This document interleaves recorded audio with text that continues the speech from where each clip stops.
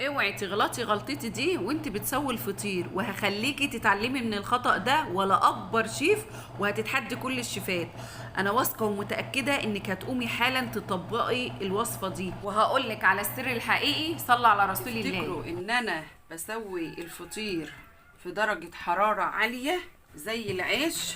تعالوا نشوف الفطير بتاعنا بنسويه ازاي ودرجة الحرارة بنظبطها ازاي. تعالوا بقى، بس ما تنسوش تدعموا الفيديو وتصلوا على رسول الله وتعملوا شير علشان الكل يستفيد، ونشوف ايه هو السر اللي شيماء مخبيه علينا في تسوية الفطير. تعالوا نشوف درجة الحرارة بتاعة الفطير ازاي، ونقول لكم الحاجة اللي احنا بنخبيها عليكم. تعالوا كده، بسم الله الرحمن الرحيم. فردنا الفطيرة بتاعتنا. تفتكروا ان ده سر ومخبيه عليكم؟ تعالوا نشوف.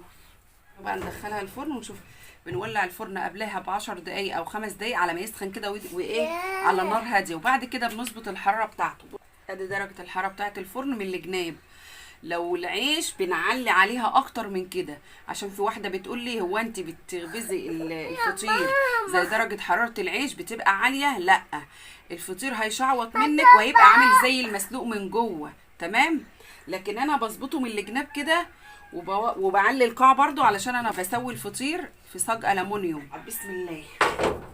ده الحرارة. بصوا درجة حرارة الجناب اهي زي ما انتم شايفين كده اهو، شايفين. وبقفل عليها الفرن كل دقيقتين بداير الصاج علشان الفطيرة تطلع مستوية من كل جانب، واللون بتاعها موحد، ما يطلعش جنب ايه محروق، جنب حامي عن جنب، او جنب ابيض وجنب احمر، تبقى كلها ايه سوا واحد.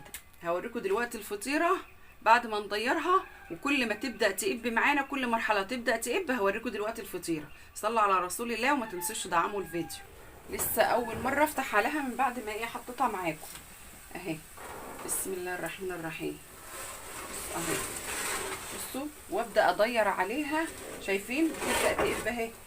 هبدا ادير عليها كده اهو علشان يبقى كل الفطيره سوا واحد ولون واحد من فوق، واقفل عليها تاني، وكل مره بتبدا تقب اهي زي ما انتم شايفين كده. اللهم صل على النبي. واقفل عليها الفرن تاني. انت بتقفلي الفرن ليه يا شيماء؟ ما بتسيبوش مفتوح زي بقيه الناس؟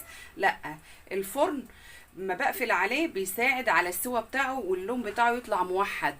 كل ما تقفلي الباب على الحاجه اللي انت بتسويها، الحاجه بتطلع حلوه، بتطلع مكموره من جوه، والطعم والريحه كمان. اللهم صل على النبي. اللهم صل عليك يا نبي. كده اهو تبدا، الله اكبر، شايفين البالونه؟ وتبدا بقى تستوي معايا. هضيرها بقى على الجنب ده برضو علشان يبقى كل اللون ايه موحد. اللهم صل على النبي. الصلاه على النبي. اللهم صل عليك يا نبي. بسم الله ما شاء الله. الصلاه على النبي. الصلاه على النبي. اللهم صل عليك يا نبي. بسم الله ما شاء الله. ايه الجمال والحلاوه دي يا اولاد؟ هو ده السر اللي انت مخبيه علينا يا شيماء؟ هو ده سر التسويه اللي انت مخبيه علينا؟ بصوا، اللهم صل على النبي. تعالوا بقى نشوف القاع. الله اكبر، اللهم صل على النبي. الفطيره ملكه في نفسها. اللهم صل على النبي. بصوا جمال الفطير. شغلناها لحد دلوقتي اهي، وانتوا شايفين درجه الحراره، لا لعبنا فيها ولا حاجه اهو. الفطيره ما بتقعدش ازيد من 12 دقيقه في قلب الفرن.